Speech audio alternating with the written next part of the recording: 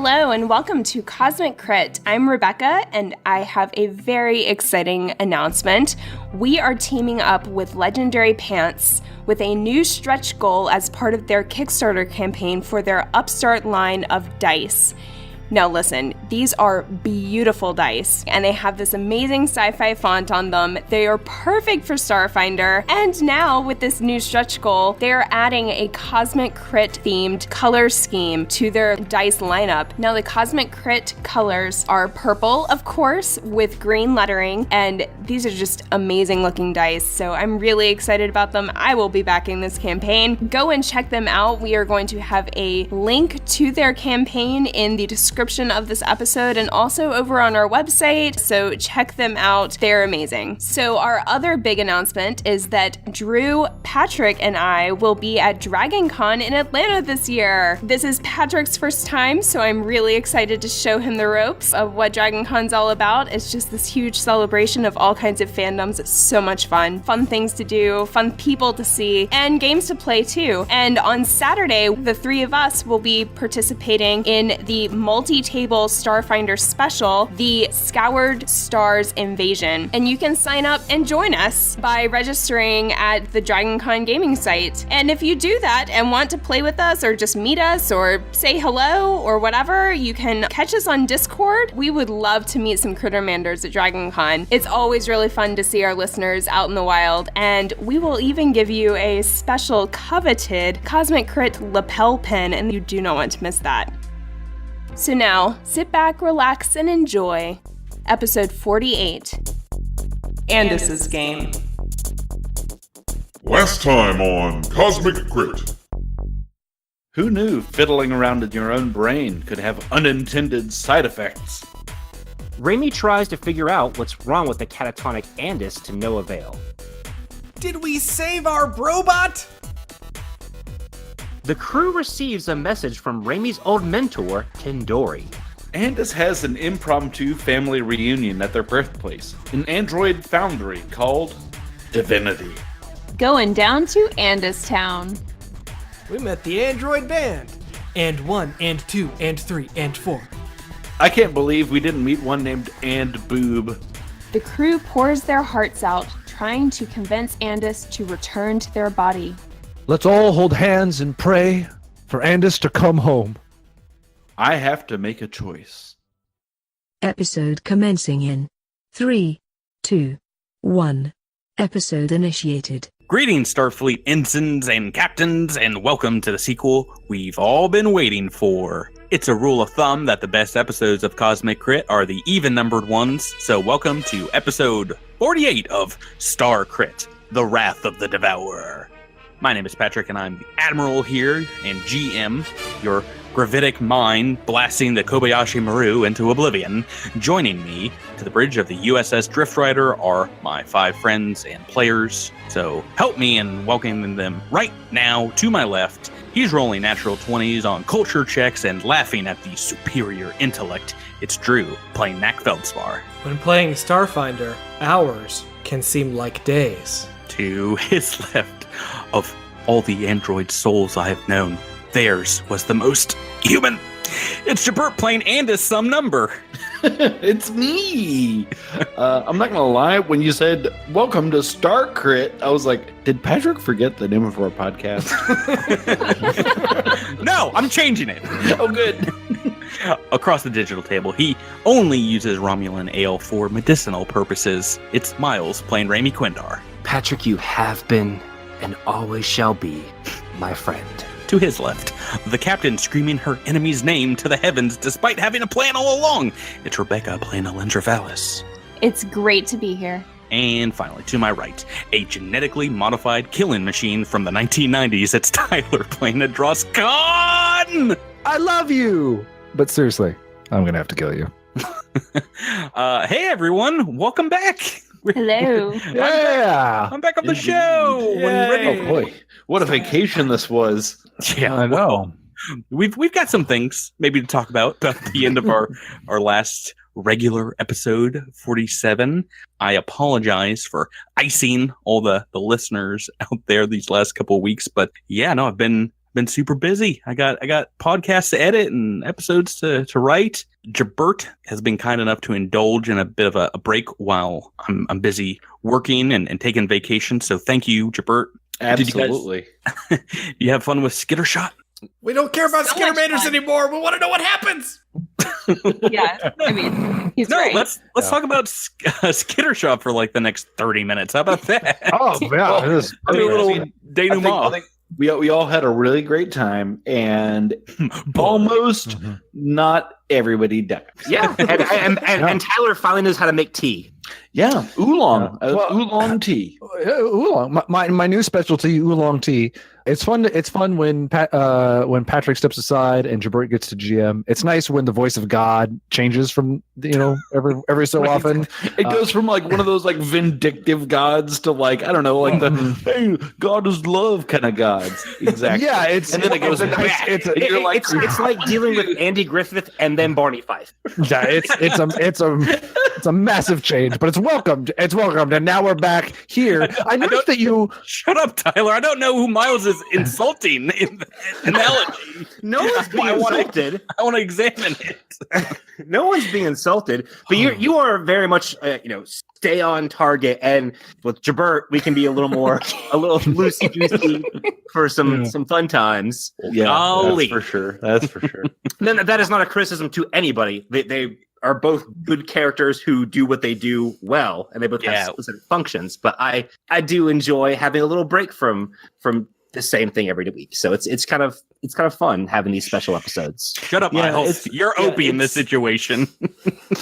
Yeah, it's nice to have a little like space between some of these more like heavy episodes and I don't know what you're talking about. Well, yeah, especially the last couple of books, because I mean, we had the huge emotional stuff with Raimi's situation, and then we've had like the deep dive into Adventure's past and with Knack's past, and then all the stuff with Andis. It's kind of nice to be able to step aside and just do something that is more less emotionally draining.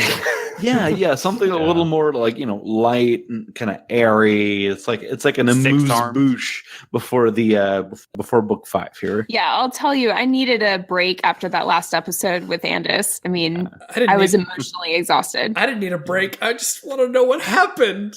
I know. Till we get our boy back. Well, you did the opposite of a break. I'm sorry to say this entire episode is going to be a flashback to a month earlier. We're going back to fights on Castrovel. How about that? I hope you kept your level 4 characters. No, I'm just kidding. We're all going to reminisce about the time we fixed that tire on Castrovel. or that time that Drew and I did not understand how chase scenes work. Oh, those 20 episodes. Where you explained to Drew, and as soon as you did, I made the exact same mistake and did not understand how the chase worked at all. Our fans are like screaming at us right now, probably. So maybe we can get back into the actual. Oh no! Well, let's dissect this a little bit more. So about Skitter Shot. No, where we last left off, Jabert had a decision to make that I've done my best to keep secret what has happened. Whether you're able to come back as Andis 147 or go through the process of renewal that androids can make. Maybe play a brand new character completely. We've had some time to sit, think about it. Let's get back into the game though. Right when we left off, the room was quaking. Well, we're blinded. There's sounds of deep rocks cracking. The very fabric of the universe kind of tearing itself in this Kindori computer that you all assembled. The Founding 19, Andis's supposed siblings, are chanting, and they are drowned out by this white noise that filters through the room as all the lights go out and darken. They slowly begin to flicker back on as silence overtakes this meeting, and you hear nothing but the sound of people holding their breath as 100 candles flicker alive, the flames bouncing along their wicks. Edros, you see something in those flames you have not seen before, as if the fires had an emotion all their own, something glowing brightly and majestic about their flames. It seems somewhat hopeful. Before you all, Andis opens their eyes, sits up on this stone slab, and Andio says, Who are you? A single tear drips from the eye of Andis, and they reply, I am Andis 147. Yes! And I am not yet done. Raimi runs up and hugs his robotic friend. And just sort of like topples over, sort of like stiffly, like it's like I almost died. Please stop. Right, like legs go up in the air as I'm never letting go. I wish you would.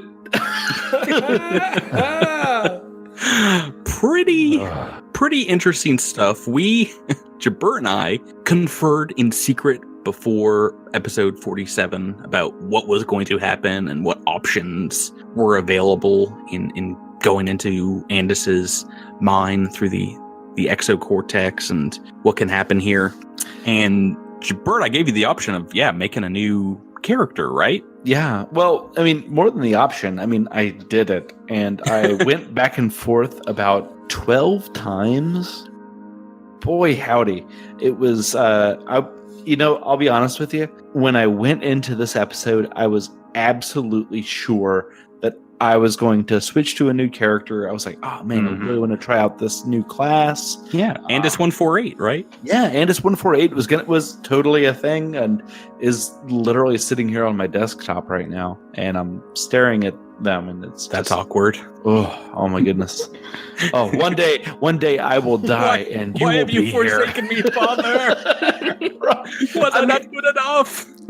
I mean, to be fair, I mean, I think that having the character sort of up in front of me when I was making this decision made it actually in some ways a tougher decision, because I was listening to my comrades sort of speak to Andis 147 and also looking at this Andis 148 who felt much more real.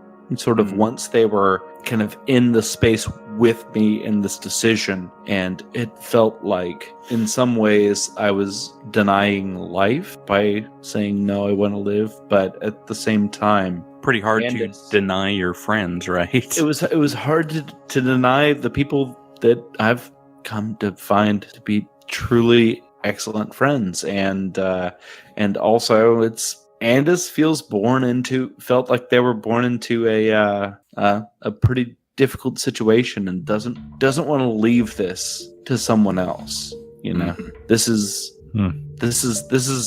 our journey, and you all deserve to have Andis's full support on this. So as much as I would like to retire and go home, I'm in here with you. There are fish still to fry out there in the universe for Andis 147. I'm pretty excited to continue on with this story. I've grown attached to everyone's character, but except for Knack. I'm ready for Knack. What are you real though.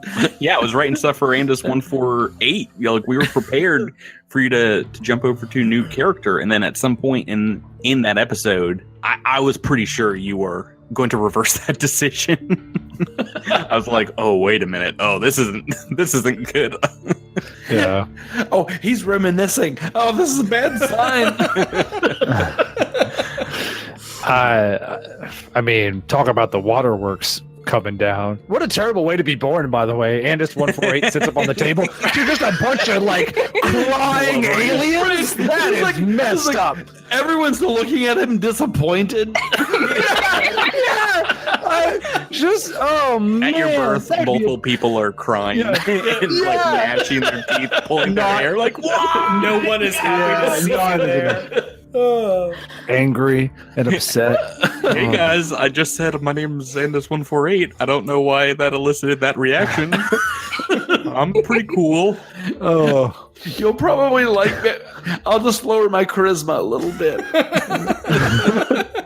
So I mean, it'll probably be like another 20 minutes before I start making the joke about how your character Andis 147 is going to die of unnatural causes, like within an episode. Like, I'm up here, guys. I'm 148, ready for business. Yeah, and a random Akata is going to come out and take him down in one turn, so that Jabert gets to have his cake and eat it too. I was wondering. I think Adros would think it's like, if we just keep killing Andis over and over and over again, will we eventually get someone who's as close to Andis 147 as we can possibly get to have him back? Yeah, you're just standing over the body, like punching it to death. Eventually get back. It's like, hey guys, it's pretty much me, and it's 147. Okay, but what do you think about Akatas? It's like, nah, they're not that bad. Kill them. It's like, oh man, this is Andis 3722. I hope this guy's better. So let's actually get back into this. It's a while later. The assembled party of androids and starfinders, a couple of goblins, and the sentient room in which they all stand are, you guys are talking jovially. There are old friends that are brought together, new ones that you all are meeting for the first time. The clergy of the founding 19 pass around a very acidic vintage of wine, as well as some breads and cheese, and spread it over the table that once held Andis 147's body just a few moments before. Did they wipe it down first, or They did not. No, they did not die on that table. Andio catches Andis and says, "What did you see when you were inside your mind, 147? Brother, sister, android, Sibling. Kin. I'm going to go with Ken. Ken, it was amazing. It was profound. It was more than I could have expected, but it is not my time yet." Were you tempted to let it all go and move into that other realm for good? Andio, as perhaps you may know, but I suspect one day you will understand. The temptation is great. This world is violent. This world is dangerous, and the temptation to leave this place is intense. And but we do what we must. A sibling? Correct. Claire 247 leans over and says, "I'm glad that you decided to stay, Andis. I think you still owe me for that business back on the Drift Rock." Andis turns beet red and starts shuffling around in their pockets for credits. It's like, oh no. Not financially. I should have died. Like you owe me 1 for backing your play against. Yeah, absolutely. Yeah. They continue and say, I will see you after your journey is done, old friend. Maybe back on Absalom. You'll find me there. Indeed, I will repay you. The goblins are eating all the food on the table that they can reach, and see a dross, and while shoving food in their mouth, say, "You were pretty quiet back there, Lizard Fist. Thought you were all about people dying and coming back to life. Isn't that your thing?" Oh, that's very funny coming from you, Philosophizers, Floggergeigers. Shut up. Floggergeigers, yeah, that's right. I was just worried. I haven't lost a comrade in years, and I just really didn't know. I don't know much about androids. I don't know how they work. I just didn't really know what to do, and, well, I'm just glad he's back. They seem pretty, nonplussed about it all. They're like, "Well, you lose people all the time. It's our lot in life to pass. It's all part of the big plan." You are a very weird creature. Takes one to know one, big guy. Fair enough. Hand me some of that food. Alindra and Knack and Raimi, the computer AI Kendori, has you all kind of in the back of the room, showing you a monitor, showing the path that lays ahead of you through deep space, the vast. Kendori says, "These coordinates you got from the Kish point to a section of space pretty far out from known drift beacons. Whatever it is the ancient Kish put out there, they didn't want anyone finding, and it doesn't look like anyone has yet. But you said the cult of the Devourer has these coordinates as well. Yes, they do, and we need to get there first, or as soon as possible after them. I agree. If they have a head start on you, then they already are at an advantage. Can I use a physical science check on astronomy to see if I'm familiar at all with where this is? Yeah, I mean, it's out there on like the far edges, basically any civilization. Like there's nothing out that direction besides just giant interstellar kind of star generators, huge clouds of gas. And there are no drift beacons because they've made contact with no sentient races out there. Seems kind of like indeed the backyard of the universe. So it's truly uncharted territory. Yes. Okay. Kendori continues and says, I spoke with the Founding 19 and they can dedicate resources to your cause, but they say that this prophecy of theirs, in it only the goblins and the 5 of you leave this place in search of the Gate of the 12 Suns. We cannot follow to where you go next. What answers await you out there in the darkness shall live or die with you. I will alert the authorities in the Pact system, including your Starfinder contacts, but I imagine by the time that they get word, you may already be done with your quest. Can I use a diplomacy check to try to get Clara to join us on this quest?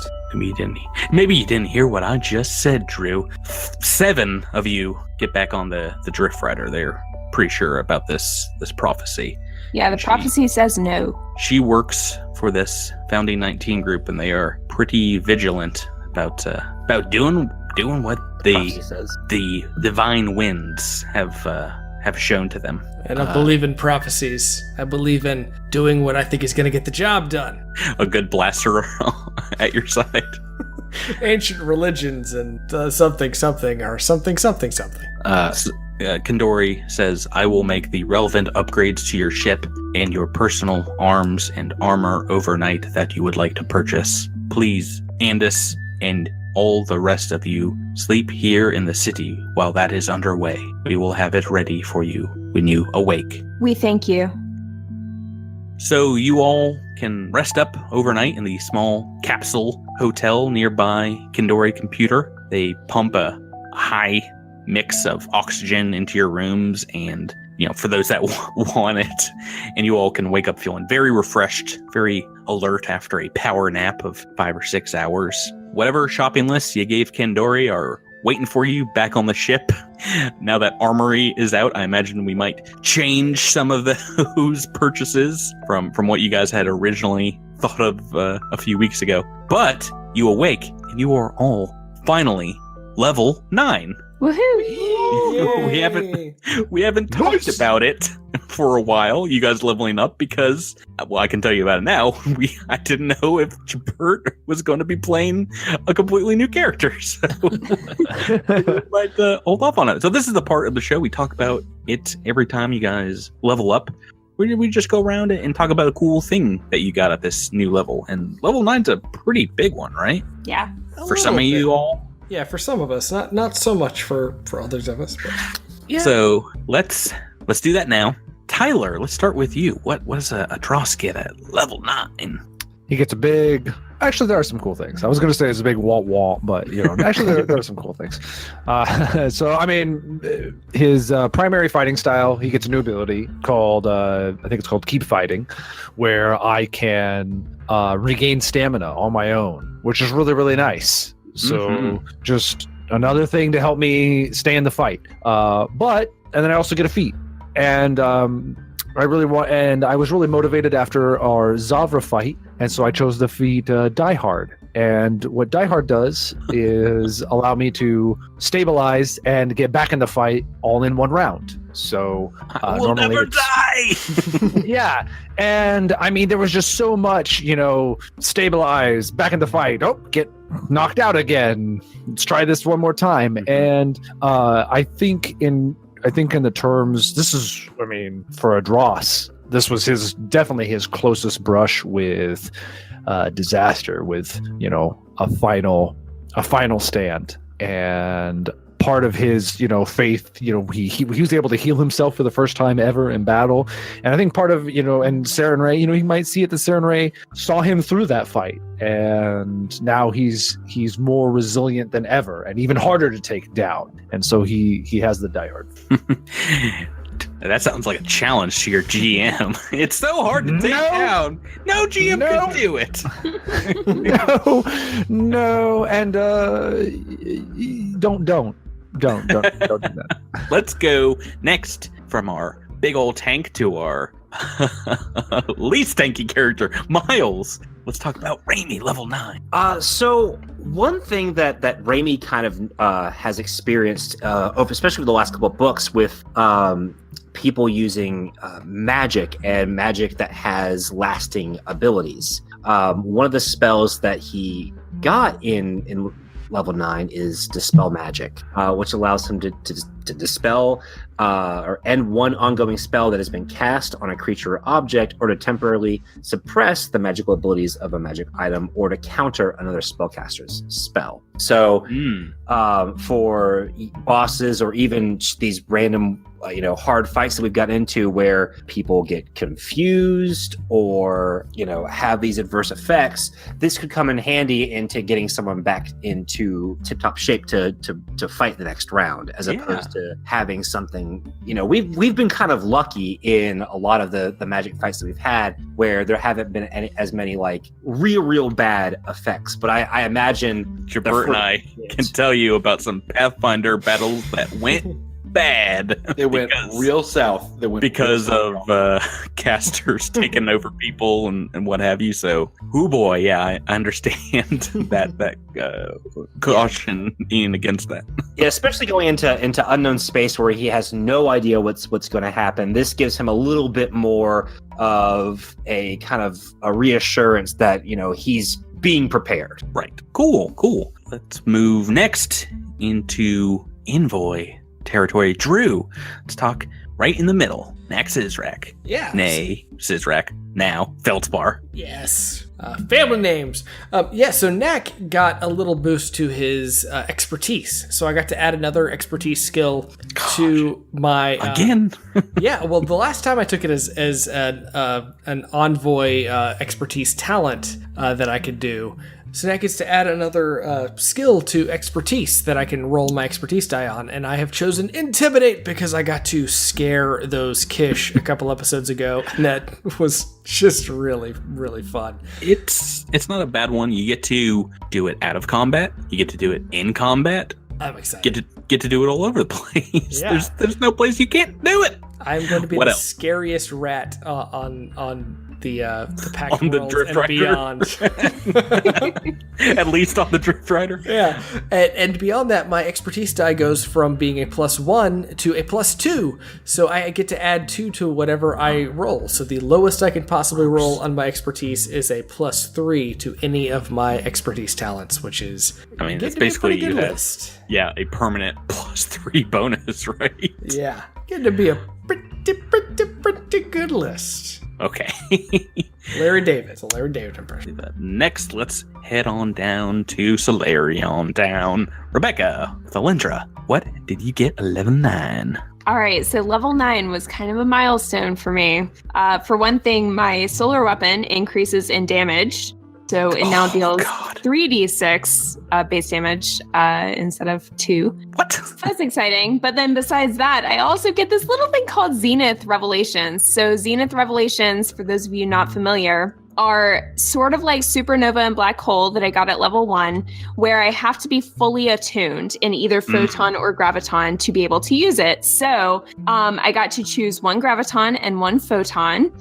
For my Photon Zenith Revelation, I went with Solar Acceleration, and this essentially gives me and everyone around me haste for 1 minute, which is a pretty long time in combat. Nice.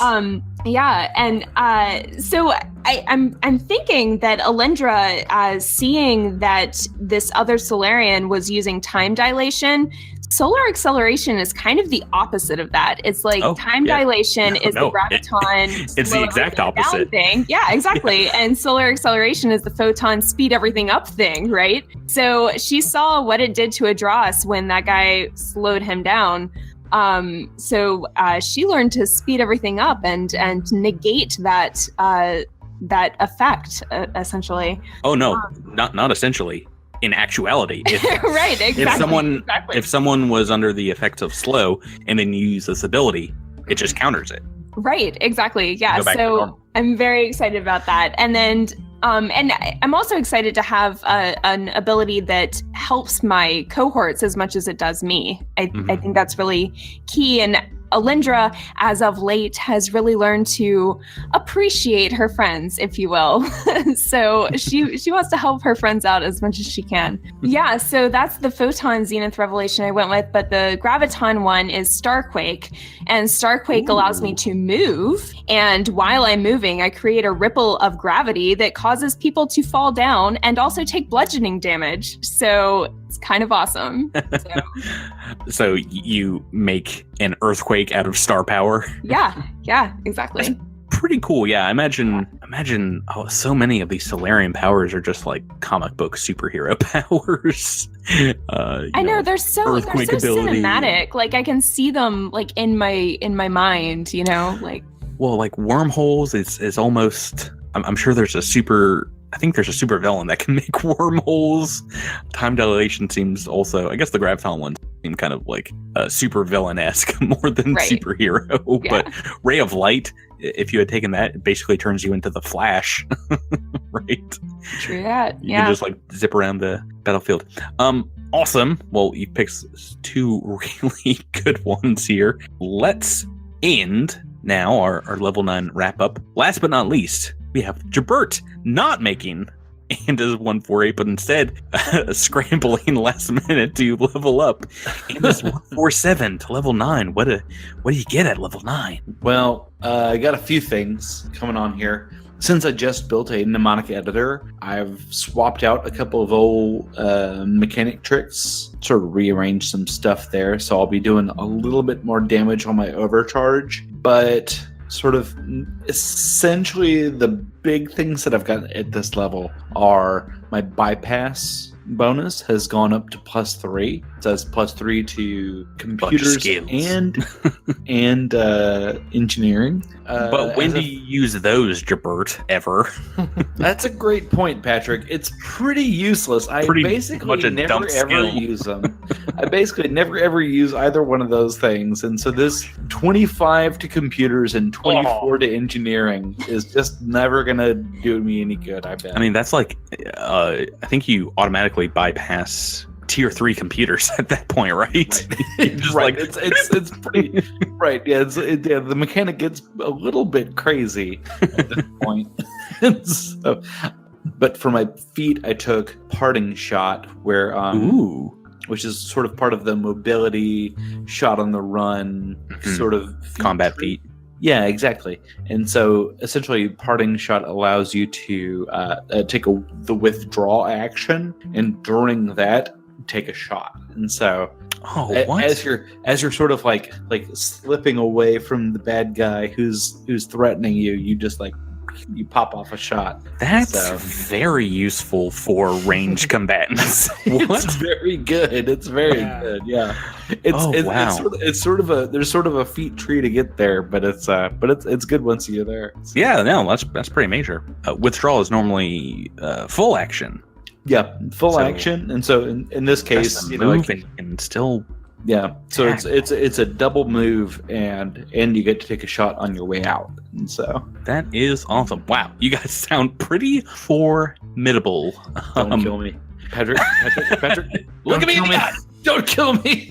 You have to promise you won't kill me. I don't know how I can if you're just going to be running away from my enemies like every turn. What do you think I did this?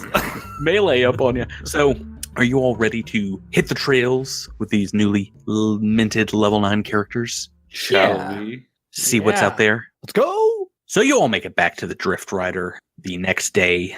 You get your gear, make it to your bunks, and you can start prepping the ship to jump back into drift space, leave Alluvion behind, and go on to these coordinates. Setting them into the computer system, the supposed Gate of the 12 Suns, you guys can exit the docking bay and get out beyond the city and enter the drift. The world around you just disappears for a second. The stars all twinkle out of existence, and then you're pulled into this other plane of existence where slowly the pink and green and purple clouds begin to drift by you, and you start on your journey. As you are working on putting these coordinates in, though, something seems off. Why don't Raimi, because you are our pilot, see if you can make a computer check, figure out what is happening. What is happening with the coordinates? All right. 25.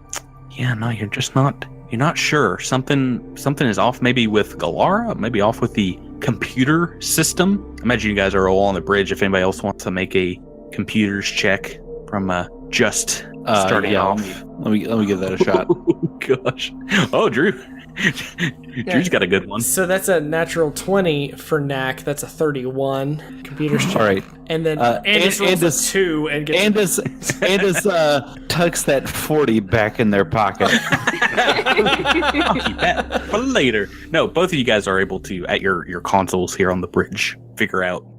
Yeah, Galara seems to have been like almost every single additional function like turned off at some point. There were people that were installing things as you guys were upgrading the ship in it, but you have to like do almost a complete reboot of the ship's AI functions. It's like it's in low power mode. Well, that's not good. What does that mean? It means as you are doing this, maybe pulling some wires from a console, the bridge door opens, and I need everyone to make an initiative check right now. What? Oh, I wasn't ready for this. We're in combat, everyone. Aboard the Drift Rider. Say what? Oh, it's been a while. The doors to the bridge open up, and you all hear this high-pitched whistling sound, and then a massive rush of air out of the room. Your eardrums nearly bursting as you are exposed to vacuum in a explosive depressurization. Everyone here is taking some damage. All for everybody. Hopefully roll really well. Oh, did roll pretty good. Everyone is taking 17 points of damage, except for Andis. Andis, you are only going to take 11, as the first 3 d6 is from the explosive decompressurization. The last one is from being exposed to vacuum, which doesn't really affect androids too much. Yeah, I've been told. Not a consideration, I'm told. But yeah, the shock still of the air being sucked out of the ship, very dangerous. You all see, well, why don't everyone make a perception check? Tell me what you see. I'm sorry, Patrick, how many was that? 17. 17. So I Googled uncontrolled decompression the other day, and it's a bad scene, gang. Yeah, no, I wouldn't do an image search if I was. I did. I did. It was bad.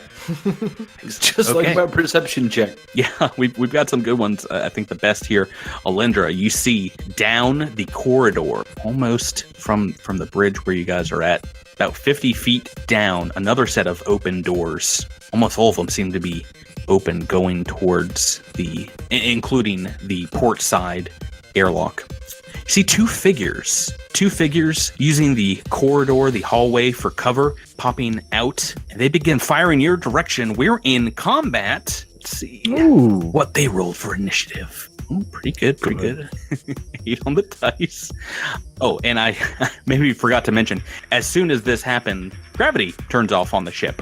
So we're in 0G as well. Oh, Pronk. To make things more fun. You guys remember 0G combat? So if we have a jetpack, do we have better steering in 0G? Well, yes, you have a fly speed. If you upgrade it to a jetpack, you will require another move action to stop moving, as in 0G you'll just keep on floating. But yeah, you don't have to use handholds and things if you got the fly speed, thankfully. Gotcha. Let's go to the top of the turn order. Knackfeldspar. Ooh, 27, Drew. Can I see either of these cats from my position currently? No, unfortunately, don't have an angle. I am going to stupidly move into the hallway. I will remind everyone it is a standard action to activate environmental protections if you don't want to die to the vacuum of space. I'm going to take a standard action to activate environmental protections. Okay. Which I did not need to be reminded of, for the record. I was about to roll that D6 again. And I want to move right about here. Just into the hallway, into the south. And can I see either of these cats at all? You can. They are behind a good amount of cover in the corridor, but you can see them now, only about 40 feet away from them. I am actually going... Oh, I don't have a... no standard. I have no action now because I used it to... Never mind. Foolishly keep yourself alive. Yeah. Yeah, fool. Next in the turn order, ANDIS 147. Back to ANDIS, number 2. Let's see. So I don't actually have any indication that there's anyone in the hallway, right? You have not noticed them, no. All right. I'm gonna check the computer systems to see what went wrong here. It looks like someone has iced out a number of life support functions for the ship. Galara has been kind of X'd out of the programs. Someone has done quite a number to those systems. Gravity, the lighting on the ship, maybe things start to flicker here and there, as well as the ability to return oxygen to the ship. It'll take a while to fix this. I see. So clearly there's something wrong in the engine. So ANDIS comes around the corner to go back to the engine to sort of check the power solutions and see if there's an issue back there. And as they come around the corner, they see these two fnibnards just chilling out on my spaceship. No, thank you. Fnibnards. Oh, this is a good time to note. We've got all of these submissions in for the cussing competition, and you guys, Fnibnards won. Fnibnards. No one suggested Fnibnards, which would have been a immediate winner. But no, yeah, that's your move action. Okay. For ANDIS, what do you want to do as a stand? Let's see. Can I identify any of these two? Yeah, go ahead and make me knowledge mysticism. A mysticism, you say? I'm pretty sure, yeah. Right. That's a skill that you've got. That's a 14. Is that a thing? No, not really enough to... No. So I can tell you what you are seeing here, now that you're taking a good look at them. It looks like they're wearing very ratty, pop-marked with holes, spacesuits. And their faces are exposed to the vacuum. You see decaying flesh over their taut skulls. Let me zoom in on the art here, show you what we're dealing with. So does this look similar to what we've seen in the past? Or maybe on the Drift Rock? Looks like some kind of drift dead.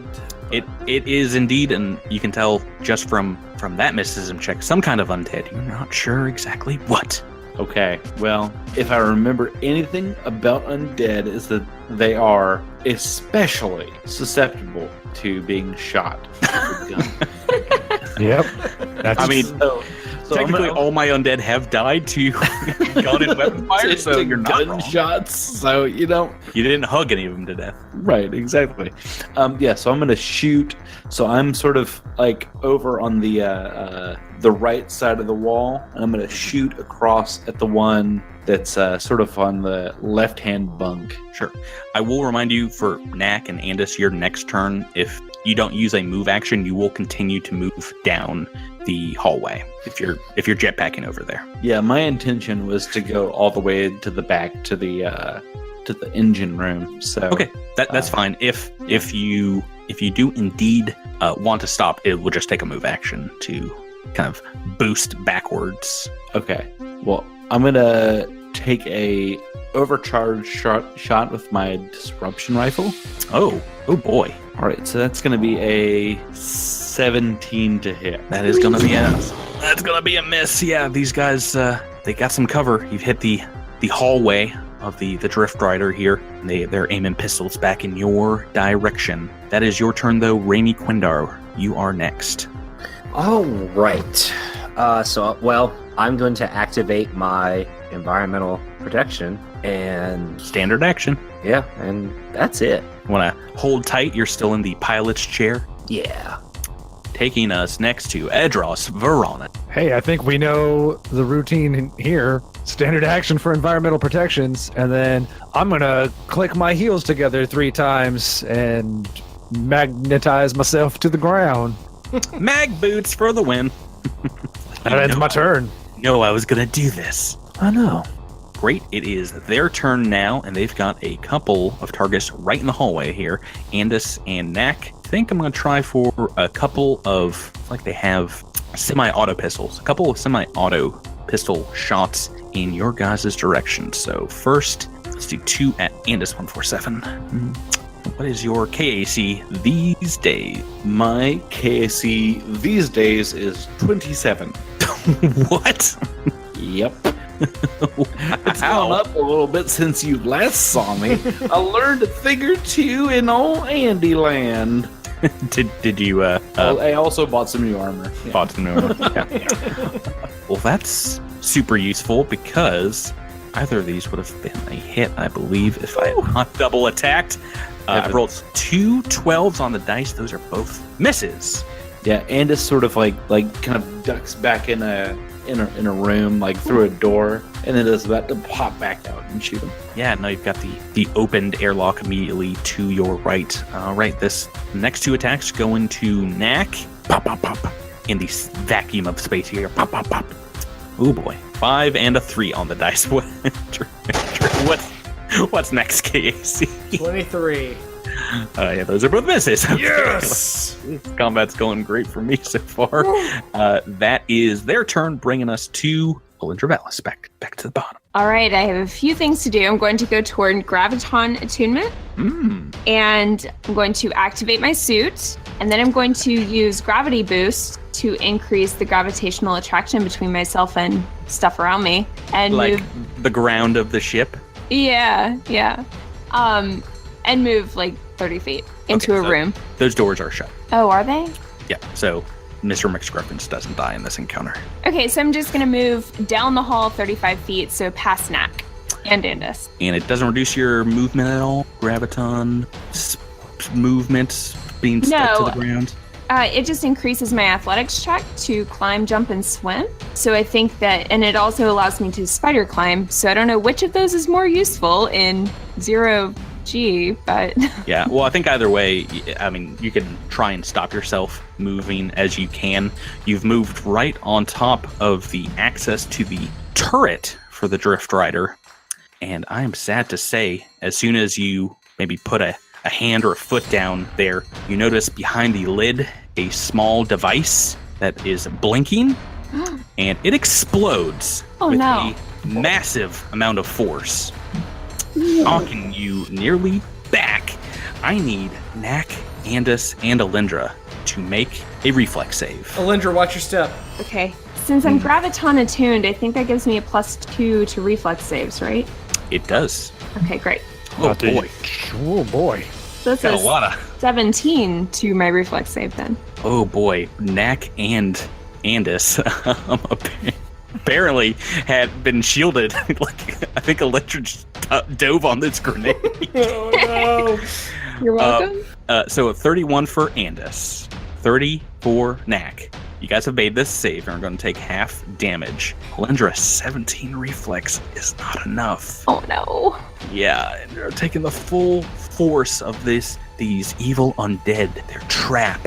Oh, jeez. And I hate to give you these after you've rolled so well on those perception checks. It was a DC 33 to notice this thing hidden here. 20-foot radius. So, all right. Let me roll these damage dice. Oh, man. Yeah.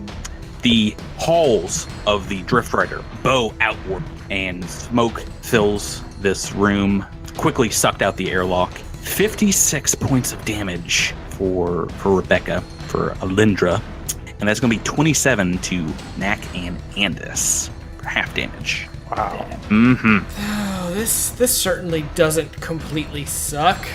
Sorry. But that's only turn 1. Next turn, turn 2. We're back to Nag. Just a little cooked, right? Oh my gosh. So can I see these guys at this point? Yep, they're still hiding down the hallway about, 40 feet from you? Okay. If I did not turn off my my jetpack, or even if I did, what is my kind of float distance for this turn? Your movement to 30 feet? So I will just float 30 feet if I don't do anything? Yes. Oh, let's go. All right, I'm gonna use my move action to stop where I currently am. Okay. I am going to take aim with my new Hailstorm Cryo pistol. Ooh. My Hailstorm Zero pistol, excuse me.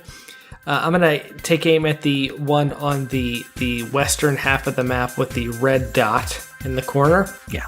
Get him! Ooh. That is a 30 to hit. Mac rolling rocks tonight so far, right? Like 18, 19, and 19. That's a hit. For 11 damage. Alrighty. Yep.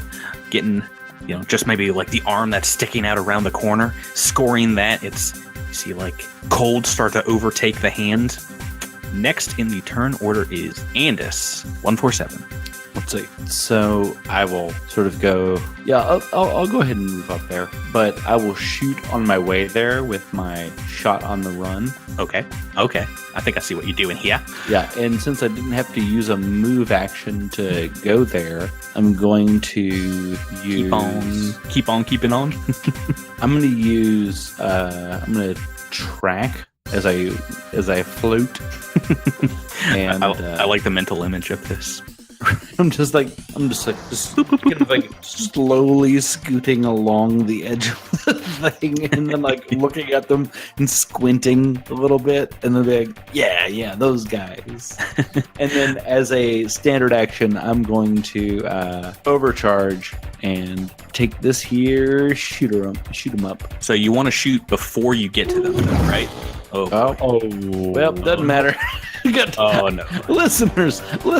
Here's an exciting thing. It's a critical fail and also minimum damage. What do we call those on the show? We call them critical pronks.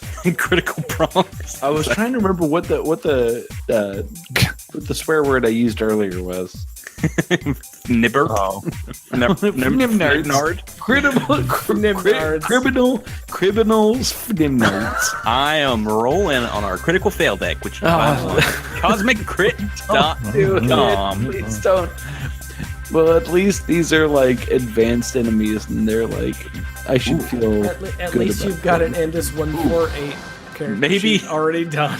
Maybe you shouldn't have made such a fancy shot on the run, trick shot, whatever you're doing, because this is submitted by our fan JJJ. No! Magic Bullet. Oh! Your shot, as if under mischievous divine intervention, bounces off your target, has a 25% chance to hit each creature in combat.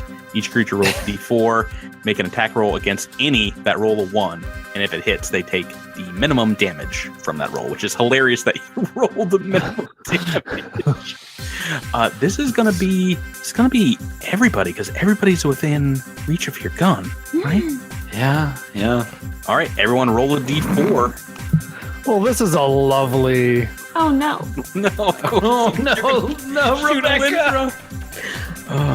Okay. Oh no. The good news is you managed to hit both of these undead creatures with your crummy natural 1. But you've also hit Alindra. So yeah, you've like turned yourself around in the hallway and are just spraying sonic damage everywhere. I need what would your minimum damage be on it was a boosted shot? Yeah, that would be a 12. Wait, no, hang on a second. Nope, a 13 is what it would be. 13 damage? Yep. Okay. So they take that, and Alindra, you do as well, sonic damage. Oh man. Thanks, ANDIS. Well, that's love you. Love you too. Yeah, right. And just calls down the hallway. I love you as they just continue scooting down the hallway. What's funny is you did more damage than if you had rolled a hit. JJJ, that backfired. That backfired very poorly. I have failed to mention that as you are scooting by, you see this one that you are right next to is indeed holding a knife, a pretty wicked-looking serrated knife, and it comes at you at that with its attack of opportunity.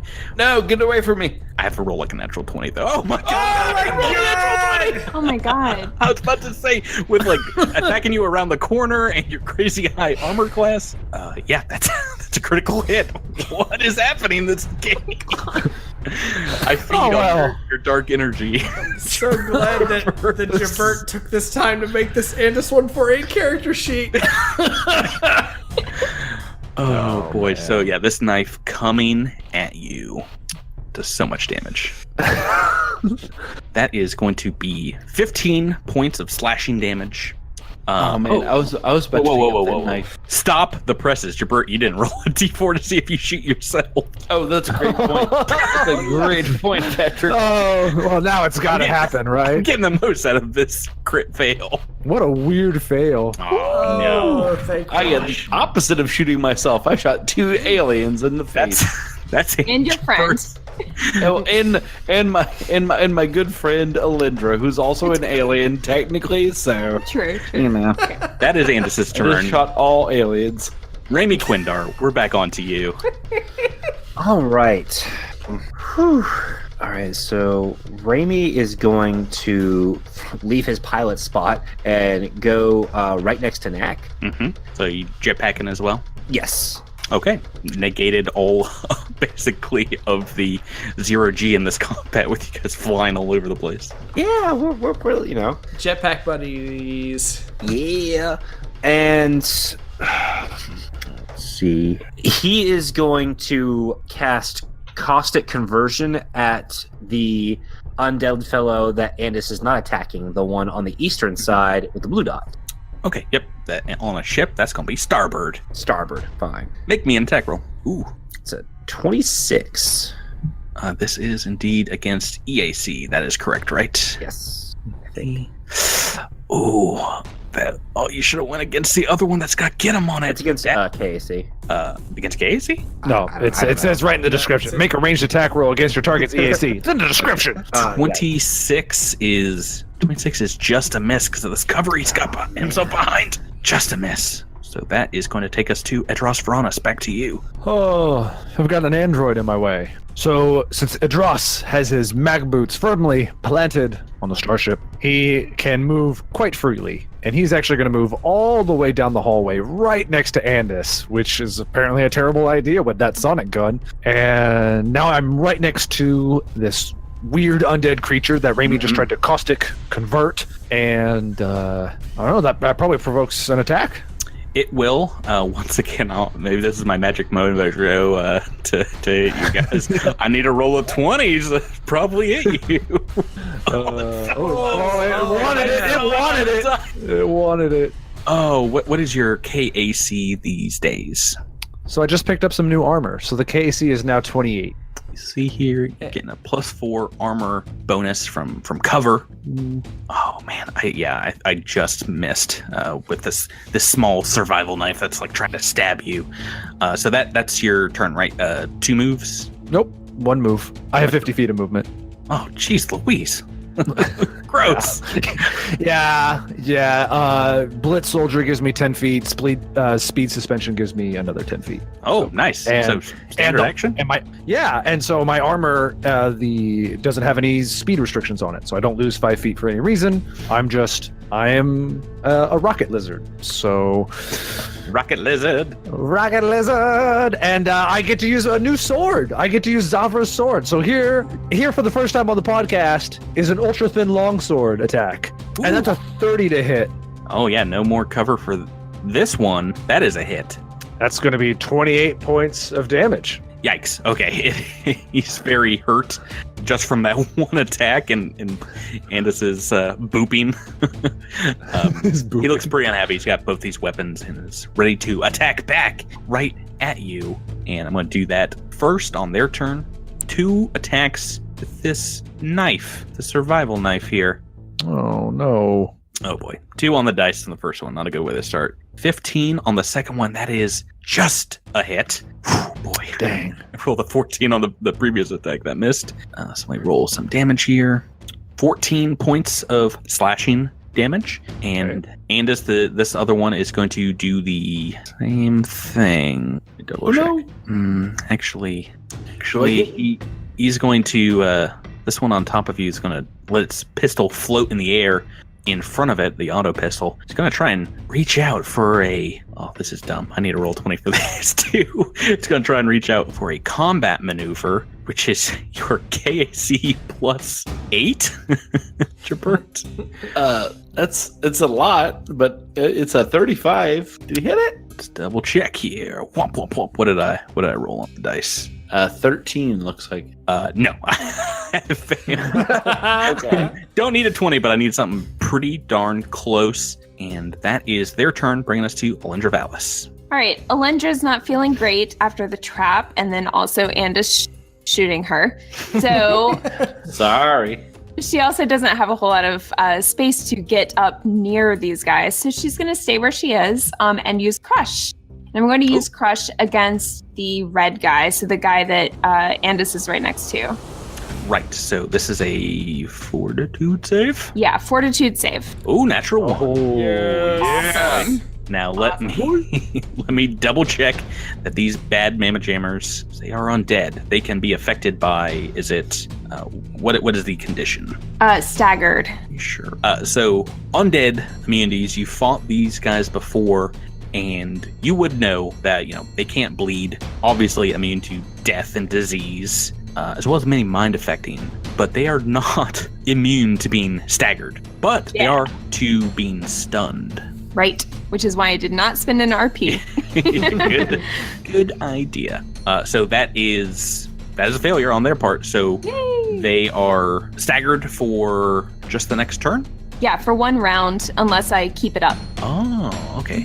So that is, and I'm sorry, you are spider walking, so you don't have to, you can just stay where you are. Do you want to move? No, I'm not moving. Okay.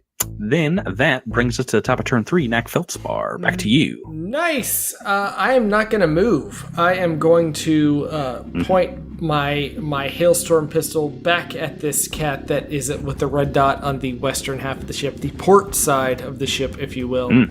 And I'm going to get him. And I'm going to use my clever improv to make that get him apply to... so not only is this +2 to hit, it's also +2 to damage to both of these cats in the hallway. Here we go. Oh, no. And that is a 17 to hit. Welcome to my pain. That's a miss. But they have been got. Andis, 147. Right in front of this one. He's still got his melee weapon out, this knife. What do you want to do, Jabber? So the one next to me has a knife out? Right in front of you. Yep. Trying their best to stab you. Oh no. Well, I'm going to use... You know what? I'm going to use my new ability, Parting Shot. Ooh. To withdraw from this person and take a shot right before I withdraw. It's already paid for itself. Indeed. So let's see. So this is a fellow that I have not targeted against, but I'm going to... Yeah, I'm just going to take a shot against this person. All right, while you're moving. 17 versus the AC. Unfortunately, a miss. Okay. Yeah, well, maybe you clip its leg or something, but it just seems to shake that off. That low roll. Scooch on down the road here. We're back to Raimi Quindar, right next to Knack now. What do you want to do, Miles? Well, I'm going to stop, and I am going to cast Magic Missile at the warrior on the west side, starboard side. The one that Andis just left. Mm-hmm. Yeah. So this is going to be 2d4. So that is going to be 9 points of damage. 9, okay. they both are looking beat up. They're both still pretty unhappy. So they do have what seems like some calms, maybe like pressed into the decaying flesh of their neck. And you hear, one of them a light up in your spacesuits. Those of you that now have your helmets up. And one of them says, We won't kill you all, but we will take some of you back alive. There's a bounty of 200,000 credits apiece, and you're gonna make us a cool $1 million with this contract. Wait, who's worth what? We'll go over the specifics once we kill you. Oh, well, this no deal. pew pew. And Ross, we're back to you. All right. Dross is here in front of an evil thing. I'm assuming it's an evil thing. I mean, he's got really no choice but to attack twice. Oh, like give him a hug and see if undead can be killed by the power of love. But yes, Killed by hug? Yeah, an athletic check for hugging. That's appropriate. No, none of that. We're gonna go for the gut. These are 2 long swords for the gut. First gut attack is 31. Minus 4. Sorry, 27. But +2. Let's do this math together live. I thought get him was on the other guy. Get him was used with an RP to make I missed everybody. it. Regardless, all 3 of those numbers are going to hit. So, what's the damage? 38 points of damage. I'm sorry. Let me correct that. 40 points of damage. Oh, no, that's worse. 40 points of damage. Have I de-gutted this guy, Patrick? No, he's still alive, but not doing great. You've cut off, huge chunks of its abdomen, pieces of its leg. Second attack. One more for the gut. Ooh, that's probably not gonna do it. Nope. This is 6 on the dice. Pick them up off the digital table because it's their turn. And this guy is going to come at you with. Actually, he's got his friend who's going to move forward. Wait, he's staggered. He can only take 1 action. Oh, right. Okay, so this one on the port side can take a move or a standard. Is that right? Yeah, so staggered is you can take a single move action or standard action, but not both. Oh, that's awful for right now because I made him drop his pistol. I'm dumb. And there's nobody around him, so he's just going to move up on a Dross and flank with his good buddy. His friend is going to try and make a single attack against you, trying to stab you right in the gut. Oh, no, not gut for gut. And I've rolled a 3 as well. The lowest rolling combat. That is a miss. And it is back to Alindra. All right. I'm scared. Okay, so if I move, what happens in 0G if I move? So if you're spider climbing along the walls or the ceiling, there's no down anymore on the Drift Rider, are basically going to be able to counteract all of the 0G here.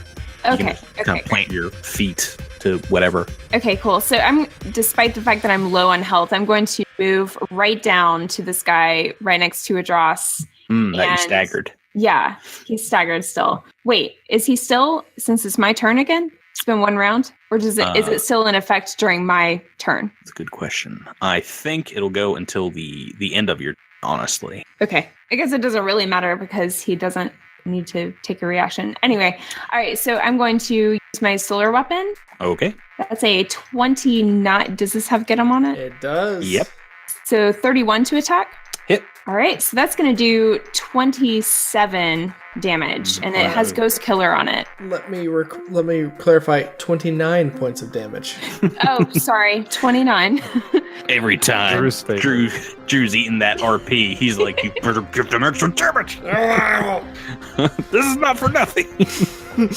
Well, and I'm used to being photon attuned, which would give me extra damage, but I'm not. Awkward. That is enough to, you see this guy a little torpid in its movements after being staggered and then nearly cut in half. Both of them not looking too good. Top of the turn order. Turn for Knack. We're back to you. All right. So I can still see both of these cats? Yep. One is behind cover and the other is kind of behind Alindra, but you can see them both. All right. For the one on the port side, I am going to once again shoot my Hailstorm 0 pistol and get him. And I'm going to spin that sweet RP to make it last, to make it have all the damage it possibly can. Here we go. And that is a 30 to hit Yeah, that's a hit. for 10 points of damage. Alrighty. All right, still up.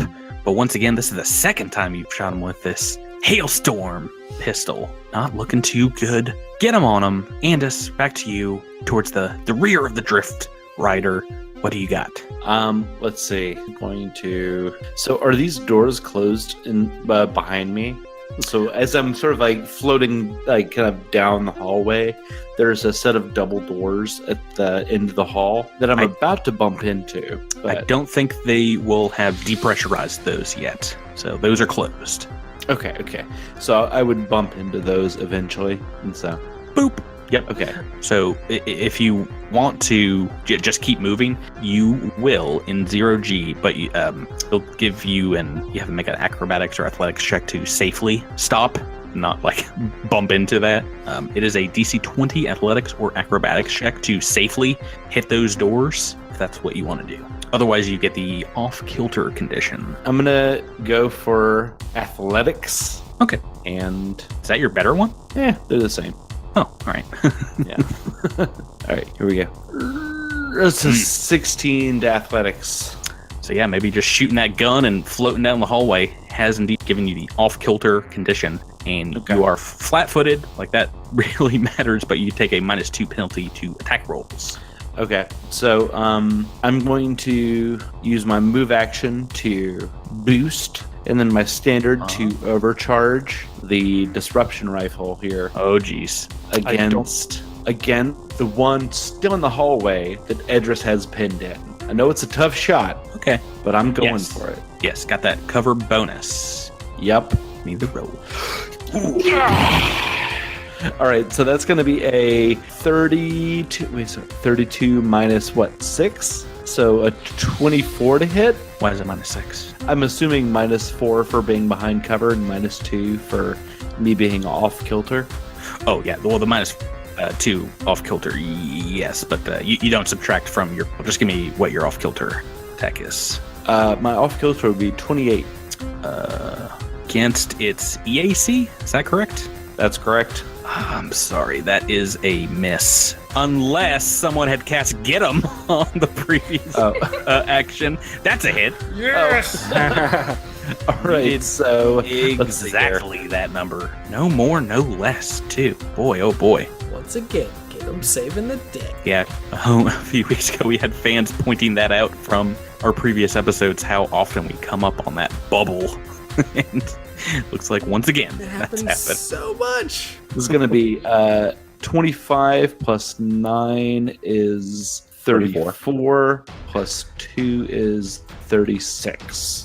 God, that's a lot. All right, I'm going to my calculator, folks. I'll see you later. Oh, just shy of being able to sonically blast that thing's head off. It is nearly dead. But that is your turn, Raimi Quindar. Back to you. Well, I'm just going to follow that up with a classic magic missile. These level 1 spells killing me. I hate it. That is 15 points of damage. Oh, yeah. It had a lot less than that. So this one in front of Valendra. Down. Body is just floating in the air. Star Trek 6 style with the 0G. Is that right, Drew? Is there, yes, is there floating globs of pink blood in the... Well, these guys are undead, so more like greenish black blood. So they're Vulcans. If you call it blood, it's some kind of goop. Raimi's turn, knocked this one out. Adros, you got this one in front of you. On to your turn. All right. Well, the only thing I can think about doing is continually trying to stab this guy in the gut. I mean, I have a goal. I've set out to do it. I feel like I need to follow through. Actualize and see the change that you want in the world and strike with your sword to make that change. Yeah, go ahead, Tyler. This is from the book The Secret. The secret is always keep slashing. Never stop slashing. Making those. All right. Well, here's the. Oh, that's gonna be a hit. That's a hit. Yeah, that's a 30. That's gonna be 26 points of damage. He is still up, but very hurt. Okay. Well, one final. All you can muster stab to the gut. 31. Yeah, that's it. Yes. Yeah, 37 points of damage. And this one's dead. We're out of combat. Yes. Hey! Turn 4. Before we do anything else, can we do a quick search of the ship, either with our eyes or the internal sensors, to see if there are any other traps or explosives planted on the ship? You guys can take 20 if that is what you would like to do, and very slowly, meticulously look over the ship, as you have nothing but time now. No more bad guys pop out and try and kill you. Okay. So while they do that, I'm going to take a 10-minute rest and get my SP back. Just sit down in 0G. You hear pressurized one of the cabins, Mr. McScruffin's barking. He's fine. The goblins over comms are like, What's happening out there? Yeah, Raimi's going to be checking on Mr. McScruffin. okay, well, doing so will depressurize the cabinet and probably kill the dog. So maybe just give that a mow. Yeah, just let's make sure there are no more explosives planted anywhere in the ship as we are taking a 20, and then he'll be fine, and we'll be good. Yeah, so you can take the time. It'll take maybe half an hour to do that search, but that is also the amount of time it will take to bring Galara back up, bring life support back online, which you can take 20 on as well, and get the ship back in running order. And you do that. Yay! Patrick, can I tell what happened to the ship? Yeah, so after looking these guys over, you've heard tales of these specific undead that will lay in wait in wrecked ships to try and catch prey. These are called marooned ones, and they have a number of sabotage, hijacking tactics to take over ships. It seems like they might have been under contract to kill or capture you from somewhere or someone. Yeah, they've been known to leave distress beacons on crippled ships and catch more crews that way. Pretty nefarious undead folk. Are they all the way dead right now? Or? Now they're technically double dead, if you want to get into the nitty gritty. Okay, well, I'm going to stick them in the life pods, and if they give us any more trouble, then we'll just shoot them out the life pods, but... Oh, no, they're dead. They're many times dead. Well, you say that, but magic exists in this universe. There's still time to kill them again. Can't we just pop out the airlock? Yeah, I don't think there is, actually. I'd Unless you rather guys not. want to spend a lot of credits to get them rezzed. I would rather Yeah, that's waste what I'm saying. We can resurrect these fools and then chop them up into little pieces again, is what I'm saying. Yeah, but we're not psychotic. Because nobody messes with the Drift Rider. Alrighty, so out of combat, ship cleared. You guys can continue back on your journey, if you'd like, after perhaps jettisoning the bodies or keeping them or whatever you do with stowaways. Can on we your ship. can we search them first for any relevant information? Not a lot of information on them. They do have, like I said, damaged, destroyed almost armor, these advanced semi-auto pistols, and tactical knives on them, but not a ton else, unfortunately. When they said that we were worth credits, that was just because they are scavengers and just go out for like bodies, right? It's not us in particular. I think it was us in particular. If they made it sound like somebody's put a bounty on each of our heads. But They're who waiting. would want to kill you? I mean, I can't imagine. We haven't done anything wrong. We're really nice people. Yeah. We've never come across any cults. No, nothing. that would- or We're so fleets mixed of up with or that kind fleets of stuff. undead baddies. Yeah. I literally have 47 episodes of you guys just folk. All day, all night. The level Okay. the level 47 crew doesn't have any problem with us. Not the name of the crew, but yes, they probably don't have the clout to reach you across the galaxy. The downside kings are more like the downside pawns. Are you guys ready to continue on the journey? Yes. Yeah, let's go back Yeah. to the bridge. Right. So you guys can rest up after that. That's no problem because we're going to have some downtime after you put down these would-be assassin. And it is a long journey, so I'll need everyone to roll a d6 once again into the vast. Ooh, so long. I think this is almost the same as getting out to Negior, the Negior system. It's going to take 20 days of drift travel to get to the gate of 12 suns. So, but it does go by uninterrupted. Very long voyage where you guys are able to rest with your thoughts, steel yourselves for whatever it is you're going to find on the other side of this journey, and make it there. And it is when you do, almost 3 weeks later, exiting drift space, that it seems that you're still, while in normal space, maybe a day's journey from the coordinates, so it does take you a full 3 weeks to get there. But as you travel through normal space, it's a silent hall through what seem like static stars. Early the next morning is when Galara alerts you that you're starting to get readings sporadically as you're in the system now, and the computer seems to be having trouble discerning what exactly it is seeing. You all can take a look out the main transparent aluminum windows of the bridge and get your first look at the gate itself. And you see 12 stars, almost, the size of quarters in your vision, arranged unnaturally in a dodecagon, forming a perfect circle. They seem to float motionless in the void in a perfect gravitational balance. This is a configuration you've seen before on Castrovel, and Alindra in your captain's chair. Look down over at the tattoo on your arm. Get a chill down your spine. This is it. This is what has been hiding out here in the darkness for millennia. Andis says, looks like we got a hot tip, and then pulls their shades down over their eyes, and just Van Halen goes, yeah! This new fun Andis coming back from beyond. I dig it. Everyone else, Who that does that, but that's cool. Scary, somber moment, but you guys. I mean, what do you think? Just looking at this, what we're dealing with? Spicy meatball. I think Alindra's mind immediately goes to her vision from the dreaming pool and Feluria and whatever darkness she is in.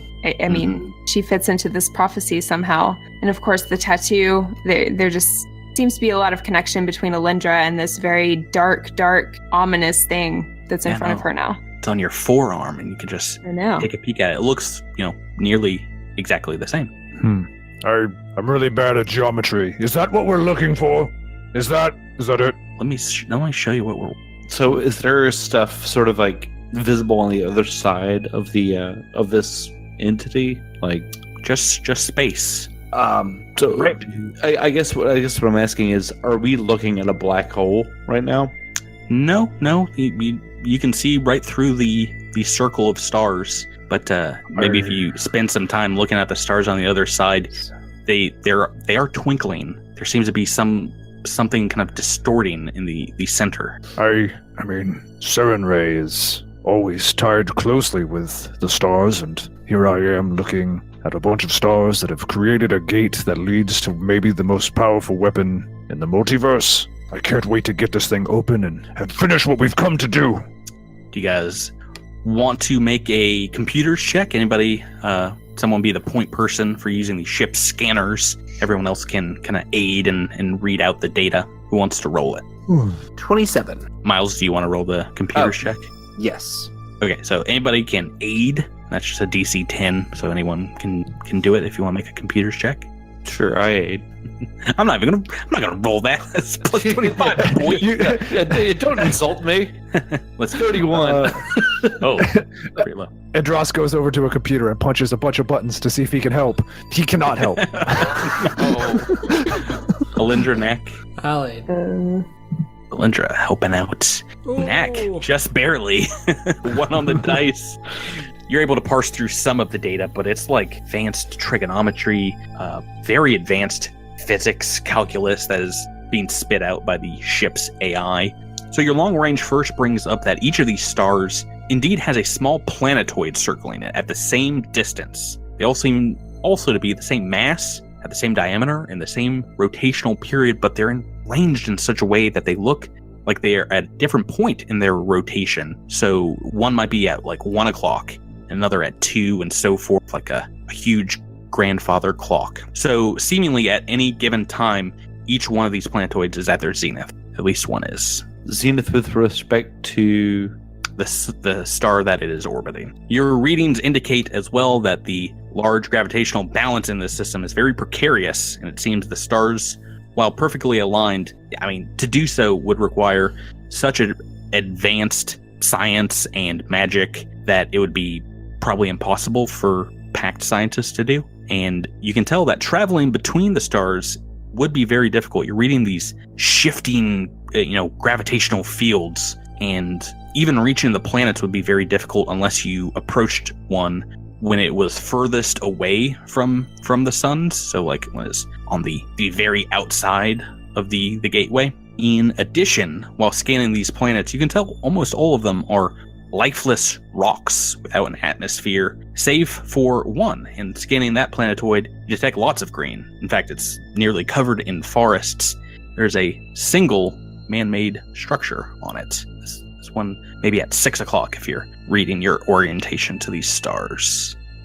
So while you are all, parked away from this in orbit, looking over this data, maybe taking a good hour or so sifting through it, your scans also detect a huge burst of gravitational energy emanating from the planet as it reaches the point in its rotation when it is closest to the center of the gateway. So when it's at that kind of zenith in the inside, and this planetoid, this huge burst of energy seems to come from a hole at the planet's surface near the equator, and it seems to come up from the planet's core. Can anyone, maybe with a physical science check, make me a roll? Ooh, Alindra. It's a 28, and I also get a DC -5 to astronomy if that is relevant.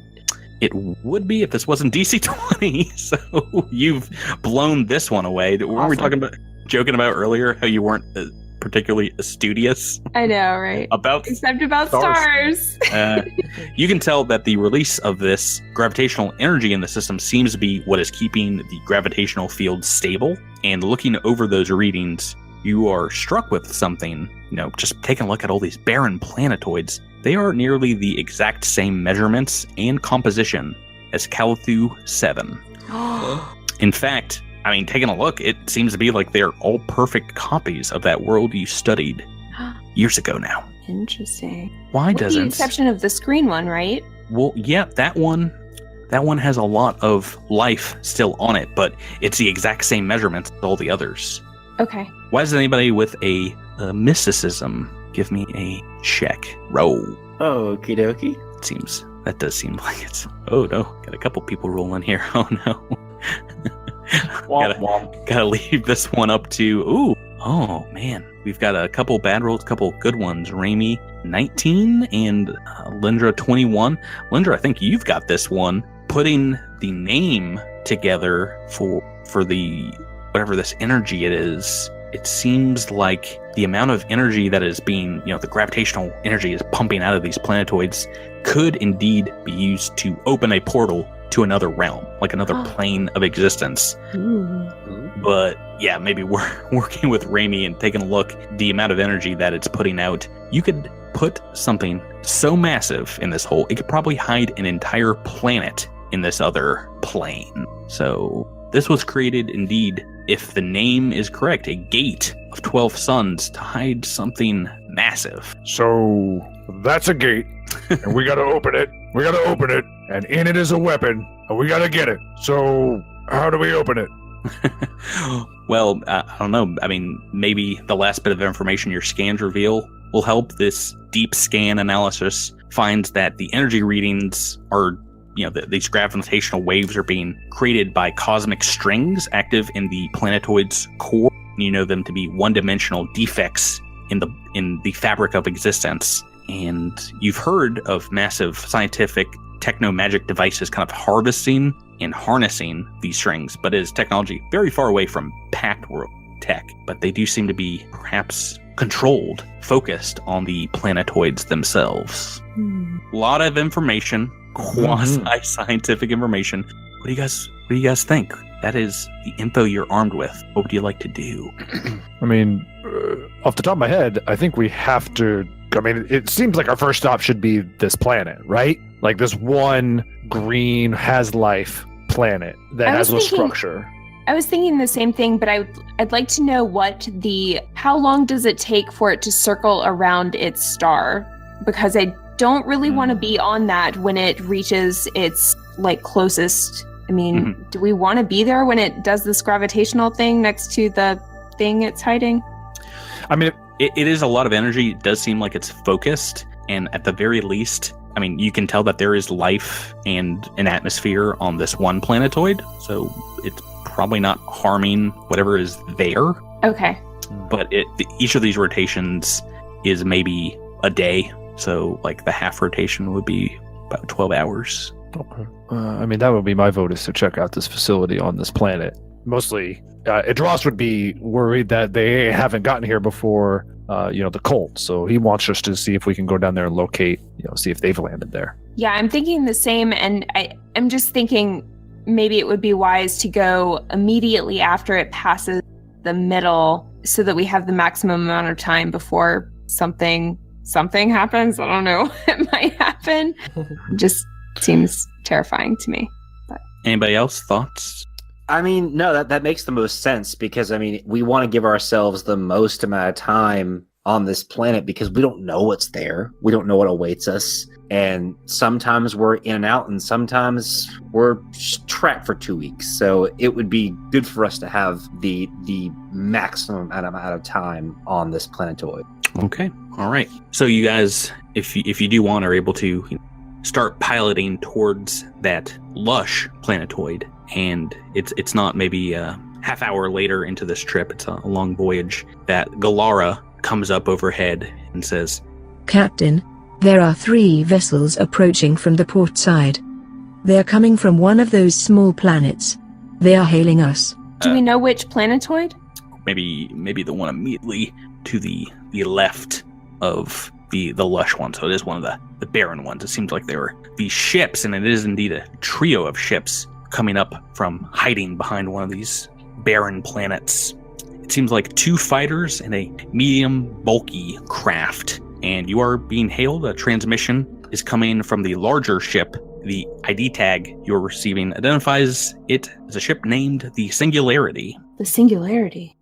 The video transmission opens up. There is a human form cloaked in swirling darkness. It's a very thin and gaunt figure. They look to have very long, ratty hair covering and obscuring their face. Little sparks of green and blue nanites illuminate their hair every few moments. Their skin is dark and maybe near blackened in parts, as if burnt or frostbitten, and they sway slightly side to side as they speak in this high ethereal voice and say, Are you here to meet your end? For I am the caretaker of Oblivion, a fang of the Devourer, and herald to the annihilation. I will sing on your graves, for this, the Endless One, has given me a second chance at revenge. What's the matter? Don't you remember? I remember. They reach back, brush the hair from the face, and kind of an undead-looking skeletal face, one that you've not seen in some time. A tattoo of an accretion disc on their collarbone, scarred from a blast months earlier. It's Darius Gilchrist. He looks you all over and says, "To be continued." Oh, man. All right, so hold on. When you said the Singularity, isn't that the name of the ship that, was it Braskin had? Was it? I mean, I don't think Alindra was there. But No, it's... But you... Rebecca is freaking out, though. You apparently listen to this podcast. Well, we last saw him, he was floating around in space? We knocked him off the rock? Yeah. He was dead as a doornail. Well, no, actually, remember about Darius Gilchrist, he was dead. Right, but when we killed him, we let him float off in space, right? That is correct. Well, yeah, and then he was picked up by people, and then something happened. I think the last thing we as humans heard from the podcast was they injected him with something, and then he breathed, and then we didn't know. So now he's here. Welcome back, Darius. The best thing about getting to kill a really bad person is getting to kill the really bad person twice. So this is going to be a joy. A really bad person. We just had an entire competition to make up better curse words. There's, you know what? Sometimes just a really bad person is what you need. It's just, it really gets mother pronkin' piece of flame. Yeah, no, he's coming back next week, and don't want to spoil anything, but I'm gonna blow your guys' new level 9 Drift Rider out of the air. Oh no. Please. That's gonna happen. I dare ya. Yeah, let's start making those piloting checks now. But that is gonna be next time on the podcast, episode 49. Let's wrap this one up. Thank you guys for playing with me. Thank you. Thank you. And say good night, everybody. Good night, everybody. everybody. No.